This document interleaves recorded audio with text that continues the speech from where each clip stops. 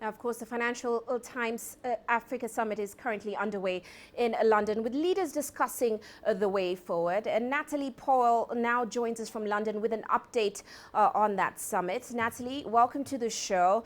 Now, of course, we know the summit kicked off on the 2nd with some pretty key speakers, including, of course, the AADB's president, Akinwumi Adesina, and South Africa's Minister of Finance.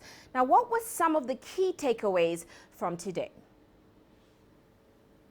That's right. As you said, those two key speakers during the summit today. This is the third summit of its kind, of course, put on by the Financial Times here in London. Now, some of the key content that was said was really an idea that, yes, there are countries on the continent that have had a difficult economic path, particularly over the last year or so, but that there is light at the end of the tunnel. We understand from the speeches that were given here in London that there has been a sense of pessimism really when it comes to the continent, but that now Africa must move into a new phase. In fact, the title of this summit is The Way Ahead, and of course we're seeing this idea in a number of the speeches that were given at this summit. There is a feeling that the continent now must move away from this rhetoric of Africa rising that has been very popular over the past 10 years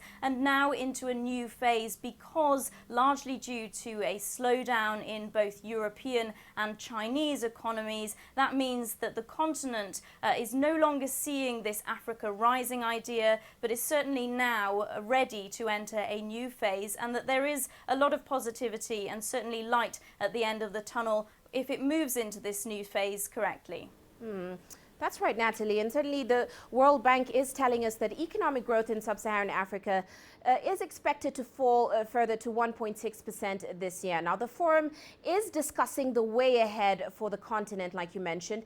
Give us some insight into the tone that was coming out of the first and second day. Is it cautiously optimistic? It does seem to be fairly optimistic, although, of course, there is an element of truthfulness in it as well. Nobody is saying that everything is rosy on the continent. Of course, some economies are doing a lot better than others.